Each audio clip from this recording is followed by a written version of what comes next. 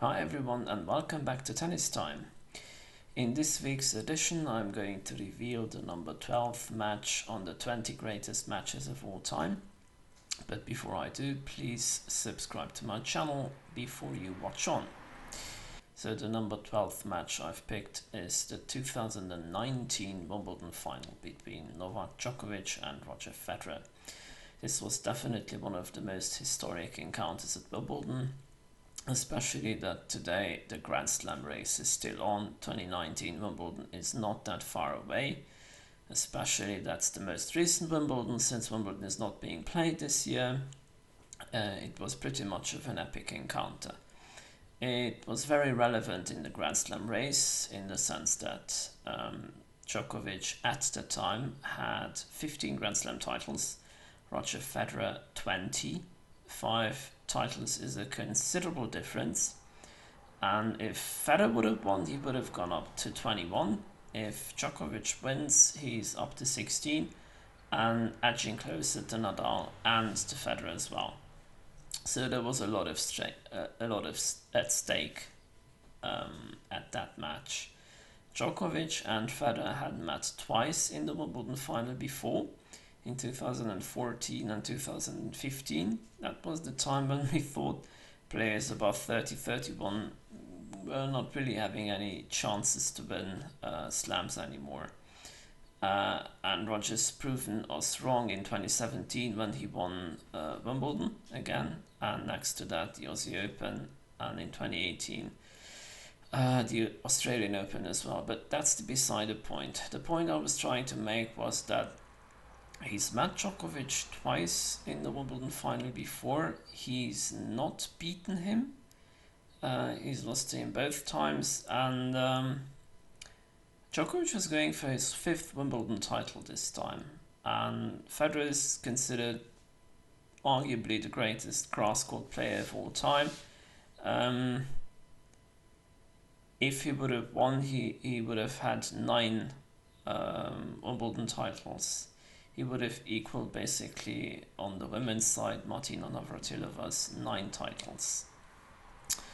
So let's get down to the match and let's see why it was so interesting. First of all, it went to 5 sets. Second of all, it lasted almost 5 hours. And the shot making was really thrilling. Both players were playing good tennis. I thought actually that Federer was the one who was playing the better tennis throughout the match. So maybe we can have a short look at the statistics. If you look at the aces account, Federer had 25 aces and Djokovic only 10. Djokovic served 9 double faults, Federer just a 6. Federer was winning 63% of his first service, Djokovic is 62. Not big of a difference, but still Federer has the edge. Points won on first serve, 79% for Federer, 74% for Djokovic. Again, Federer ahead. Second serve points won, 51%, Federer 47%, Djokovic. Break points saved. So here, Federer was facing 8 break points, he saved 5. That's a 63% ratio of break points saved. Djokovic only 46, so this was broken 6 times. Federer was just broken 5 times. On the first serve, returning points won, so Federer was doing a better job there as well, because he had 26% won, Djokovic only 21. Second serve points won on the return, 53 for Federer, 49 for Djokovic. Breakpoint conversion, of course, in Federer's favor, 54% versus 38%. Service points won, 68% for Federer, only 64% for Djokovic. Return points won in total, 36% to Federer, 32% to Djokovic, and the number of total points won.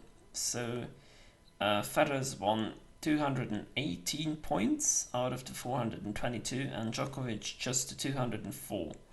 So that's a difference of 14 points.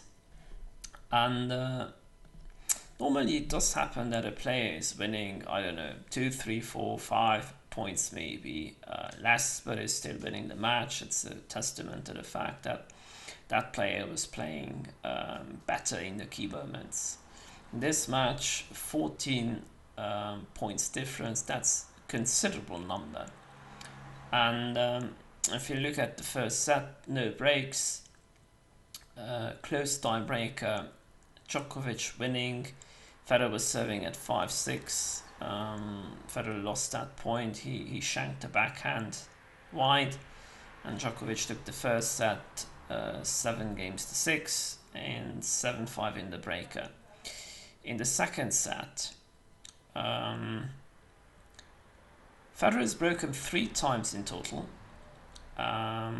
He's taken the second set 6-1, so you had the feeling everything is now completely reversed, and he might be really the one who is having the upper hand.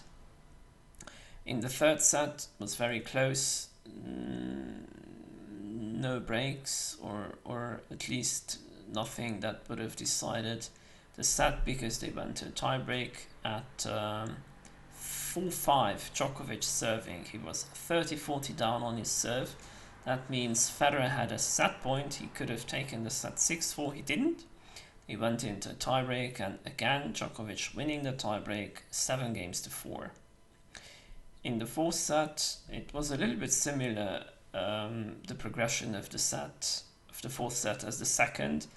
Federer was ahead early, and he was 5-2 up. In the end, Djokovic took one of the breaks back because he's been broken twice, and Federer has taken the fourth set 6-4. Now it was 2 sets all really tight, and Djokovic was the first to break actually there, because he was 4-2 up first in the fifth. Federer has broken back quickly, and in the fifth set there's no tiebreaker played at 6-all like at the US Open or the Australian Open, for instance. They go until 12-all, and if that's the case, then they're going to play a tiebreak. Well, here at 6-all it was still no breaks. 7-all, still no breaks. Djokovic serving to go up 8-7, and he loses his serve. So in this match it looked like this is really the big break for Federer, because he's going to serve for the title.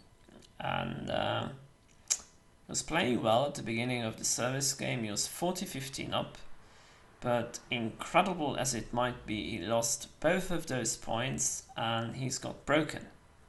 So they went back to 8-all.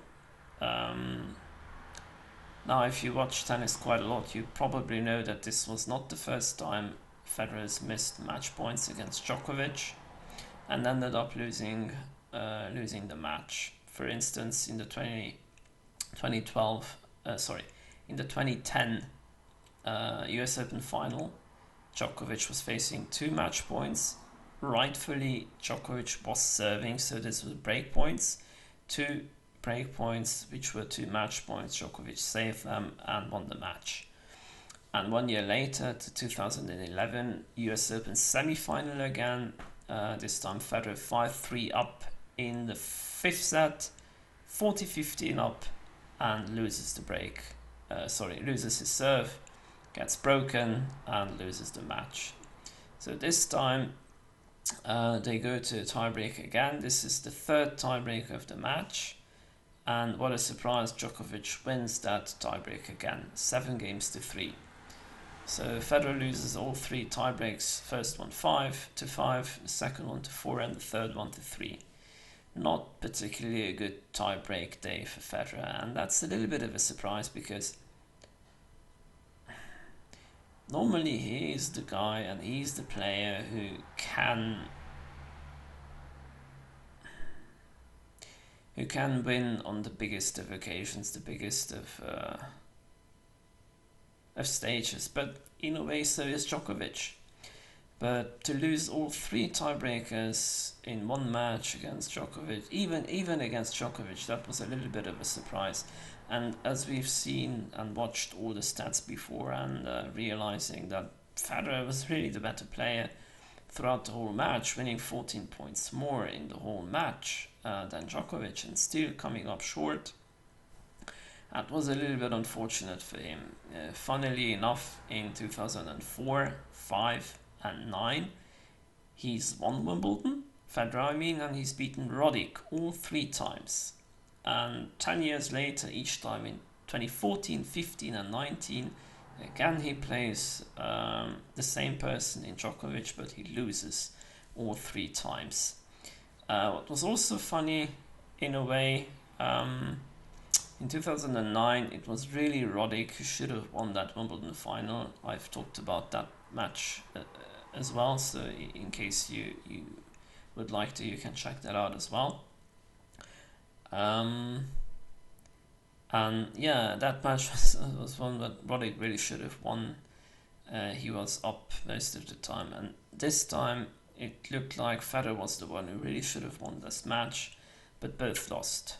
Roddick in the 2009 final and Federer in the 2019 final. Well, I'm going to put the highlight link into the description below, and the full match as well. In case you have a lot of spare time, you can watch it. As I said before, it's almost 5 hours long. Maybe one more thing as a comparison or parallel to the 2009 final. When Federer's won,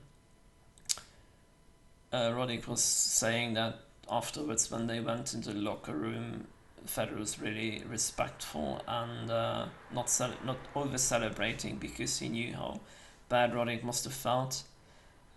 I'm not sure about the locker room in the 2019 final, but if you look at the closing stages where Djokovic knows he's won the match, it's 7-3 in the 5th set tiebreak, he smiles toward his camp. You can see the maybe relief and joy on his face, but he's not shoving it into Federer's face, because he knows he should have lost that match, and he also knows that probably only he's the only guy who can do that to Roger, or maybe to anybody in the world, in the sense that he can master such difficult situations with such calmness. It's actually quite remarkable. But the point I'm trying to make is he wasn't shoving it into Roger's face, which shows